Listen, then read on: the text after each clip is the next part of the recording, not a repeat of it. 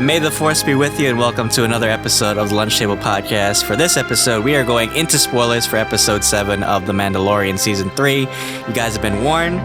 So, Akram. God, what a good episode. It's so much to digest. So, just what were your first thoughts thinking about this episode? Honestly, so we have a character that makes a return that we kind of predicted, but it concluded on an epic battle of other, I would say, characters that formed an armada, if you will, and that was really cool as well. Someone died. We have a lot of thoughts. My goodness, what a great episode. And also we get some, I'd say, Easter eggs of certain actors that make an appearance. So but yeah, you want to hit us with the big one that made an appearance? Oh God, which one? Well, okay, so the episode starts off, we see Alai Kane, she's in Coruscant, and it was cool, like this cool, like little Blade Runner sequence where, you know what's interesting about that scene too, because it was kind of like she's like Andor in a way. Yeah, it's like the reversal, right? Because she's for the Empire instead of the Rebels, so I thought that was cool. And then she sees a probe droid, and we finally see Moff Gideon. Yeah, holy shit! As a hologram. Yeah, it was so cool. And you know, she's telling him about the whole pirate thing that went on Navarro, and then we see Giancarlo Esposito. Looks great as always, and he's meeting with this Shadow Council of Imperials, which I thought was interesting because it's like they pulled it out of like a Timothy Zahn novel or something. We see so many, characters from Legends. It was so interesting. What do you think of that whole scene? Yeah, I love seeing Gigi Ping make a return in that council. We had Putin. Yeah.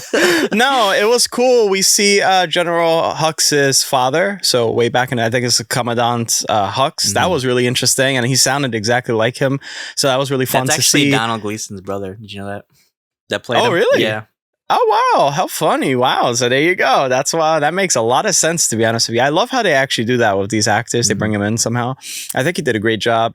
We also get mentions of Thrawn. That makes sense with the Ahsoka series that had the trailer and had a tease of him. So we get a mention of Thrawn. A little disappointing that we didn't actually get to see Thrawn make an appearance.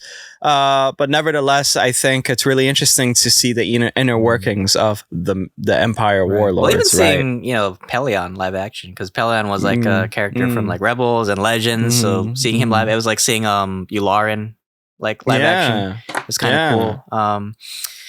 Yeah, they're kind of like this like Legion of Doom, right, in the background, committing like all these atrocities and stuff and working in the shadows. It's so funny now that they're kind of like their own Rebel Alliance, like I said, like with Andor, right?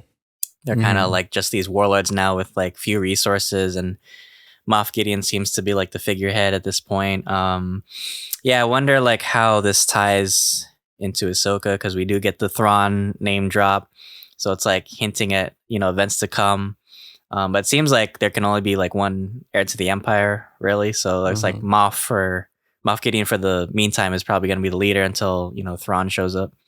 Or unless he gets killed off later on, I don't know. What do you think? Because sorry, go ahead. Well, I was gonna say I can't see them using him so many times. He keeps coming back. He's like Taxes. So it's like, that's true. I was gonna ask you, what did you think of the mention of Project Necromancer? Okay, yeah. So I think that's definitely bunkering down on Palpatine and also Snoke, especially Snoke. Yeah, I think that's what it is. You have some other theories, but I think that makes the most sense. It's with Palpatine. I mean, this is a very good, I'd say, segue into the sequels, while also an expansion on what else we could do in this time period, like Ahsoka, this and that. So that's what I think it is. So really, the two most important things they have going on for them is Thrawn, which I think won't last long because of the Ahsoka series. Probably he'll be thwarted, his plans. And then we also have the sequel, which we know it's going to happen. So probably Moff's plan is the better one, and he knew he was right. He's like better out of all of them, and like probably like obviously his plan comes into fruition, or at least the leading up to it. Yeah, what do you think about it? Yeah, I think Moff Gideon is one of my favorite villains in Star Wars, actually, because he's such a great like intelligence person. Like he knows everything. Like even said in season 2, like I expect that I know everything, right? And he kind of like sees through the faults in the Empire, and he kind of like adapts to them, right? I wish he would have actually been in the sequels, because I feel like right now we're watching like what should have been the sequels, like this whole kind of reemergence of the Empire, right? But under like a better leader. Although I thought it was stupid though. Like, I mean, I kind of get it. He was worried about the Mandalorians taking over Mandalore because, you know, they'll establish their power again. But at the same time, like, you still have like Luke rebuilding the Jedi. I feel like that should be priority one, is like killing Luke, because he did kill the Emperor. So that's like, you're prioritizing the Mandalorians over the Jedi, really? And you still have like Boba Fett. He's like ruling the underworld right now. But I guess, you know, it makes sense because it's this season about Mandalorians for the most part. But yeah, and also, sorry, go ahead. I'm sorry. Why do you think he's so worried about the Mandalorians? Because his base is on Mandalore. And plus Luke is a dickhead. Luke is like at Home Depot right now, right? He's just chilling, like he's begging for. He's like the Girl Scout cookies people. Chill. He's Let's like build something together. Yeah, exactly. He's you know, what I love about this show is that the Mandalorians, I actually respect now more the Mandalorians than I do the Jedi, because the Jedi weren't that respected in the past. They were more showmen, right? In the past, they did their celebratory dances and twirls and this and that, until finally there's the problem with the separatists, but who takes care of the business is the clones, right? And then every time they're outnumbered, the Jedi dip, but the clones will die. And then now we're at this point, and who's really taking care of the bigger picture? It seems now that Bo-Katan, the covert, right, the Night Owls, the Mandalorians, they're taking care of the big picture. They're fighting the warlords, the last remnants of the Empire. That's why I think at the very end, it's really beautiful. Even though the movie kind of sucked, it was really beautiful to see Rey deliver the final blow to the dark side, to Palpatine, the Sith. So it was like the Jedi were actually hiding all this time physically, but it was more symbolical as well. Otherwise, they're just smoking cigarettes and drinking coffee and waiting until South Street or some shit. Yeah, waiting until they have their PS5 game coming up pretty soon. You know? No, but yeah, that's true. Yeah, I kind of like now that like I said in one of our previous episodes, like the Mandalorians now kind of taken the role that the Jedi had as the peacekeepers, right? And I guess maybe because, you know, they're actually like non-force sensitive, that kind of makes them more relatable to the public. It's not like they're these like grandiose, like pompous people that are like religious, right?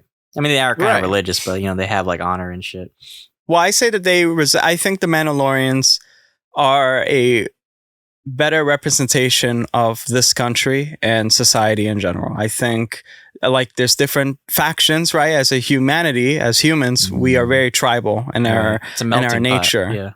Yeah, and exactly. And what I found very poignant about this episode, the whole time, was like trying to change your mind. And what changes your mind? Politics change your mind. And I find it really interesting. I feel like Mandalore is actually a representation of this country.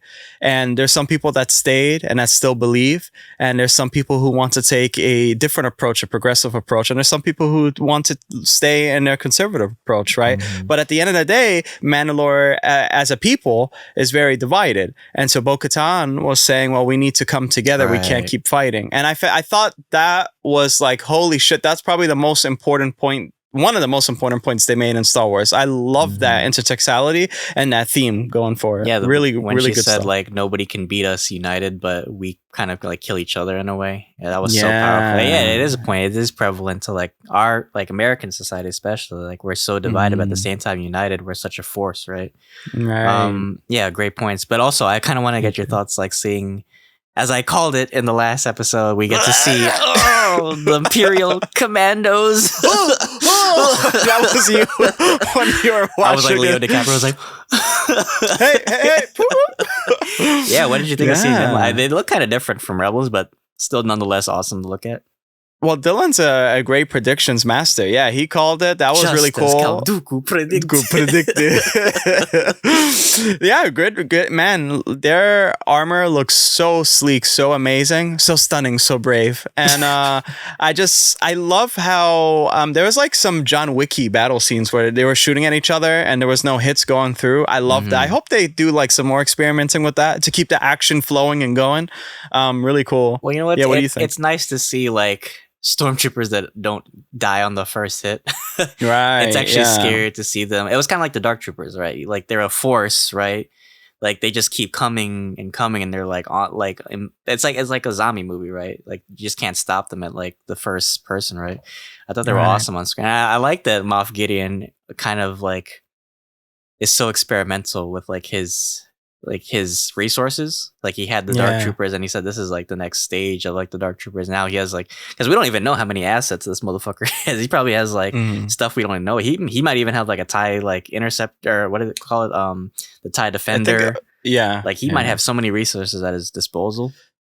So it's so cool. Yeah. You see, the thing about Moff Gideon is who was the first ruler of Mandalore? It was like, it's like Tar Vizsla, right? Mm-hmm. Moff Gideon, in a way, kind of seems like a dark version of Tar Vizsla, a disrespectful version of that, right? He's an innovator, he's a conqueror, usurper, a usurper, right? So in a way, it's kind of like this biblical parallel, right? With I guess God and Lucifer or something like that. Like Moff Gideon is the fallen angel for the Empire, at least, and people don't really respect him, but it also has some intersectionality, has something to do with Nazism in a way too. I feel like I see like some good parallels, especially with experimenting and just the disregard for human life or culture of people. So yeah, that's why I feel like he's ultimate villain. He's really a King Herod. He's a false messiah for the Mandalorians, right? He thinks just because he has this flashy sword, he has the armor, he can just command the respect of the people, right? But he's not ingrained in the culture, right? Not like Bo-Katan, not like Din Djarin, right? It's all about power, right? It's all about power, and that's why like he's such a great villain, right? And he's so smart and so tight. I think that's the beauty of his characters, because like the Mandalorians are like, they're tough, they're strong, but he's an intelligent guy. He's like one of those like comic book super villains, right? He uses his wits rather than his strength, right? Dr. Doom. Yeah, exactly. Yes, but then we go back to Bo-Katan and Din Djarin, and they were bringing back the fleet from that one planet, and it was so cool to see like the mythosaur on that ship. I thought it was so cool. How the hell did they paint that out? That also took them at least a year. That's what they were doing on that planet from Jack Black's planet. Yeah, that was cool. Like, you see, that whole fleet was like just awesome. Like live action, epic. Like that's something you'd expect from like Clone Wars. Like you can like see a lot of different things in animation, but in live action it looks awesome. And we see them uniting the clans, the Children of the Watch and the Death Watch. Well, I guess they're not Death Watch now, but you know, Bo-Katan's like faction. It was so, I don't know, it was like watching like Avatar or something, right? Like just seeing them, like how different they are, but how similar they are. Like we've never seen that many live action Mandalorians together before. It was a lot of fucking Mandalorians, man. My favorite part was when they were planning to go back to Mandalore, and everybody was in the campfire, and they were saying like, who will go with me? And some people stand like, I will go. Yeah. And I love seeing Sute from Avatar. He's like, I will fly with you. And Jake Sully there. Have my horse. Right. They met them at the Cayenne later. Yeah, it was really epic, man. That was so cool seeing them. They got like members like the 501st or like Mandalorian Mercs. True. Yeah, like, as because they actually did that for season 1 with the Stormtroopers. Right. Yeah, that was awesome, man. And seeing like just the little rivalries between characters. I mean, we see what's her name, Casca Reeves, and then we see Axe Wolves, and he has like this rivalry with Paz Vizsla. They're like the two assholes of the different factions, but they like kind of are assholes to each other. Right. They're like a perfect match in a way, right? The yin and yang, kind of like a fucked up version of that. Yeah, it was really cool. What did you think of finally? Because most of this took place in Mandalore. What did you think of the actual arrival in Mandalore? Just seeing the spectacle of it all, like the unraveling of the twine. I love the little reactions that they had when they actually saw the planet for the first time, and they were all like shaking their heads. Yeah, I was like, damn. Because it's like, that's how you know, like, this is such like a sacred, like, holy ground for them. It's like their Mecca in a way, and to see it so disrespected by the Empire and so ravish, that's how you know, like, their culture is so powerful, right? On both sides, right? Like Paz Vizsla even, and you know, the other faction, they came to an agreement, right? They both have this innate respect, no matter where they come from, right? That's the great thing about the Mandalorians. They have like such similarities. And yeah, so they touch down, and then they're greeted by these other Mandalorians. They're like survivors on this cool like pirate ship. I thought that was really cool. It's kind of like Mad Max, like in a way. Yeah. They kind of like to like build this kind of, you know, makeshift craft, and they're like wandering the planet. I thought that was so cool. That was cool. I thought at first it was the Morlocks that was showing up, or the Alamites, whatever you call them. And then who shows up there, man? My man Skinny Pete from Breaking Bad, smoking a cig, drinking a Red Bull. I was like, yeah, brother. Sure. We got Giancarlo. Now we got...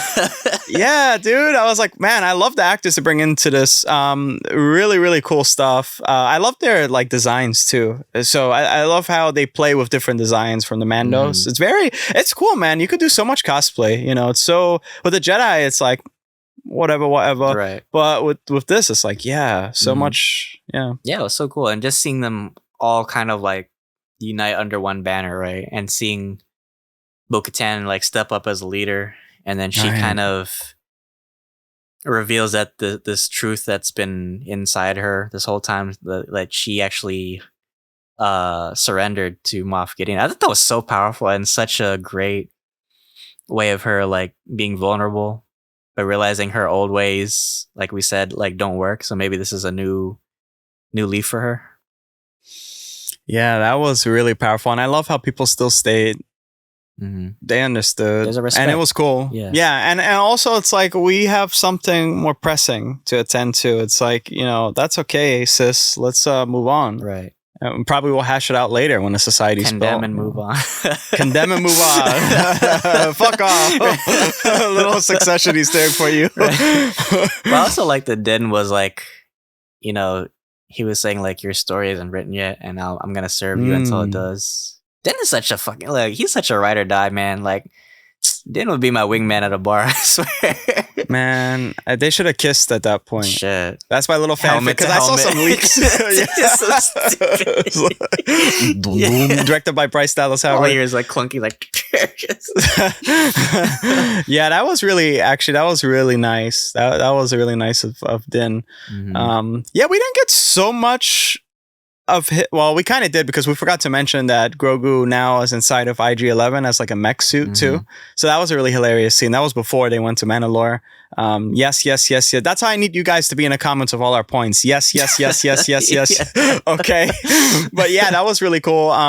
Yeah, but we didn't get to see much of Din. I feel like this was more of the people's episode, rather, because a lot of people had shared screen time, especially Paz. So it was really interesting. I think that's important, because again, it's not just one person; it's about all of us.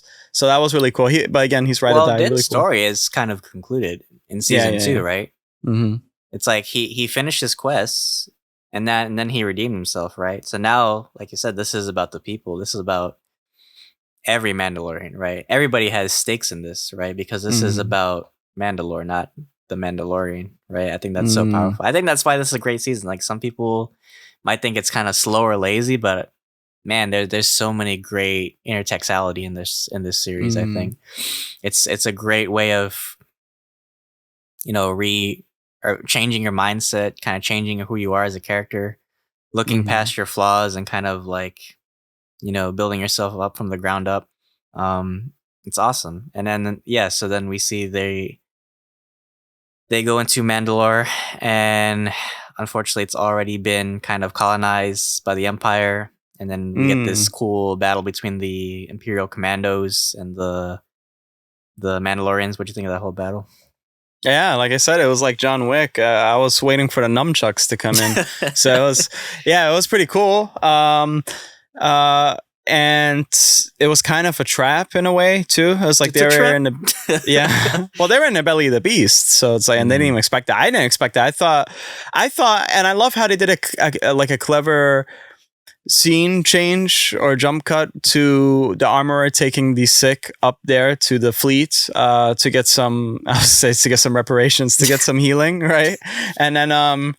And then I thought that Moff Gideon's ship will show up, and then they will all start fighting each other. But it turns out that they were in the base all this time. I love how they tricked us. It was a really great scene. What did you think? Yeah, I thought actually when the armor got out to space, like the whole fleet was going to be destroyed. Because remember, he said he was going to like bombers and TIE fighters and shit. But they're all at his base.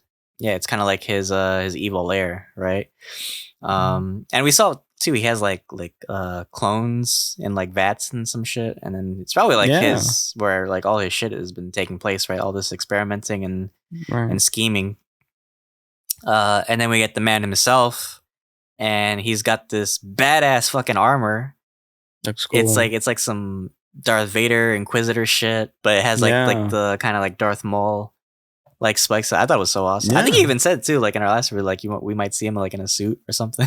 Yeah, I did. There you go. Yeah, I love how we were talking about the false king or something like that, and it was like a crown of horns on his head. Well, also resembled to Death Watch, I believe, right? In a way, yeah, it kind of reminded me of in the Clone Wars when Almec had his own kind of Mandalorian armor. So it's like. It's probably not practical for him, but it's kind of like symbolic in a way, right? It's like a false crown, like you said, right? Yeah. He just looks so good in that armor. And it was I think it had like machinery or something in it too. It was like Dark Trooper technology, I think. Yeah, he's like. It'd actually be cool if he had like wrist blasters, or maybe he does actually. I don't know. Maybe he has like Mandalorian with like weapons installed in his armor or something. But he looks cool with that cape too. Yeah, he just dipped. It's like every boss you have to fight the ads, and then also it's kind of like Jedi Fallen Order. Yeah, you gotta. Well, it's crazy you say that because the last scene actually made me think it was like a video game, like Fallen Order. So the Mandalorian. Well, first of all, they captured Din Djarin, and that was so sad seeing Grogu behind the wall, and he's like. It kind of reminded me of like when Qui-Gon and Obi-Wan were separated in that laser wall in episode 1. Yep. So then they retreat, and then Paz Vizsla like helps them escape. Oh my god, this next scene. Man, Paz went out like a fucking badass, bro. That was some John Wick shit right there. Like it was such a great fight, and it sucks because I started liking Paz in this season. Like I started like thinking he's like the homie, right? Right, man. I was so mad he died. Like, what a shame. Jon Favreau, you don't do me like that. Right, I'm about to get Jon Favreau on the streets of Wessex. So like shame. Dude. Yeah, man, that was and I love seeing the overheated like minigun. That was really that was interesting. He took out a good amount of them. I wish that I feel like this is kind of I don't know, it's kind of cheesy, but I kind of wish he had like a separate blaster on him or some shit like that. You know what I mean? Like he could have probably killed those Praetorian guards too. It was like, oh man, he could use like his rocket pack or some shit. I was thinking that it's like he would just go like that up and then like shoot it down there. I was like, what the hell? Right. There's like different ways to get out of that. Or he could have just dipped entirely because fuck this. Right. And he just like he leaves or whatever, Well, that's the Mandalorian way. It's like you don't retreat, right? True. He lived the truest of the code, right? To sacrifice yourself for the clan. I thought it would have been cool though, number one, if we saw Axe Wolves fighting alongside him. Because they had a cool scene where like they were having like a scuffle and shit, and then Grogu like broke them up. I thought that was a cool scene too. But that could have been cool, like seeing them both like work together.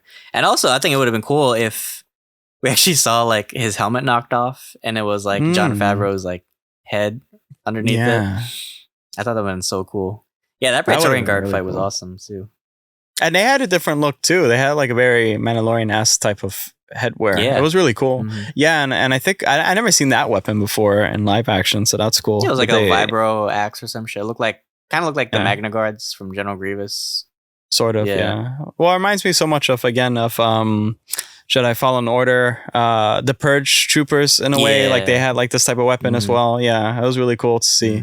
I guess they listened to Moff Gideon too, because he wanted Praetorian Guards. So there you go.